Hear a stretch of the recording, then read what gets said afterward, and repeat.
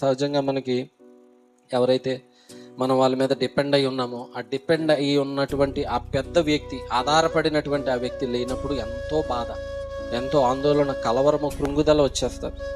దేవుని బిడ్డలారా, మరి గుల్షాన్ ఎస్తేర్ అనే ఆమె యేసు ప్రభువుని తెలుసుకున్నారు. ముస్లింగా ఉండి తెలుసుకున్నప్పుడు వారి ఇంట్లో వాళ్ళందరూ ఆమెను విడిచిపెట్టారు. అయితే వాళ్ళ తండ్రి ఒక్కడు మాత్రము ఆమెను చూచేవాడు. దేవుని బిడ్డలారా, ఆమెకు 2 కాళ్ళు పనిచేయవంట.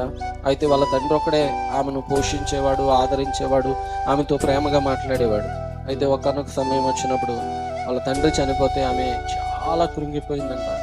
చాలా వేదనతో కన్నీళ్లు కార్చుకుంటూ, ఇంక నేను ఎందుకు బ్రతకాలి, నన్ను చూచేవారు ఎవరు, నన్ను ఆదరించేవారు ఎవరు, నన్ను పోషించేవారు ఎవరు, నాన్నొక్కడే నా పక్షంగా ఉన్నాడు, ఇంకెవరూ నన్ను చూసేవారు కూడా లేరు అనుకుని ఆమె ఎంతో కృంగుదల్లో ఉన్నప్పుడు దేవుడు మాట్లాడాడంట, అమ్మ నేను నీకు తోడుగా, నేను నీకు ఒక తండ్రి వల్లే నేను ఉంటాను, నువ్వు భయపడవలసిన పని ఏమీ లేదు అని ఆయన ఆదరించాడని.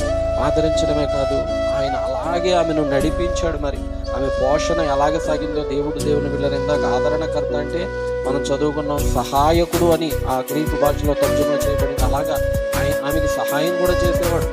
ఒకసారి ఒక వివాహానికి వెళ్ళాలి అని అంటే ఆమె పొందుకున్న సహాయం దేవుని బిడ్డలారా, ఎలాంటి సహాయం అంటే దేవుని బిడ్డలారా, మనుషులు కాదండి సహాయం ఆమెకి చేస్తాం.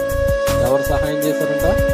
పేతురు. ఇందాక మనం మాట్లాడుకున్నాం, ఆ పేతురే పరలోక రాజ్యం నుంచి అర్ధరాత్రి అనుకుంటే ఇంచుమించు ఎక్కడికో వెళ్ళాలి అనుకున్న సమయం, లేకపోతే 8 గంటలకు టైం అయిపోతుంది అనుకుంటే ఆటో కొరకు దేవుని బిడ్డలారా ఎదురు చూస్తున్నాను. ఆ బస్ స్టేషన్ బయట నుంచి వచ్చి టైం అయిపోతుంది, అలాగే అలా అనుకుంటే ఒక ఆటో వచ్చింది. ఆటో వస్తే దేవుని బిడ్డలారా, మరి ఆటో పలానా చోట్ల వెళ్తామంటే సరే అని స్లీపర్ అంటే దేవుని బిడ్డలారా చాలా ఎక్కిందంట. కరెక్ట్గా సమయానికి అక్కడికి తీసుకొచ్చాక డబ్బులు ఇద్దాము అని మళ్ళీ అంతా అన్ని డబ్బులు అడుగుతూ ఉంటే దేవుని బిడ్డలారా డబ్బులు తీసుకెళ్ళాలని కానీ చెయ్యి ఇలా లాగి చూపిస్తూ పరిశుద్ధుడైన పేతురు అని రాయబడింది. దేవునికి స్తోత్రం. హల్లెలూయా.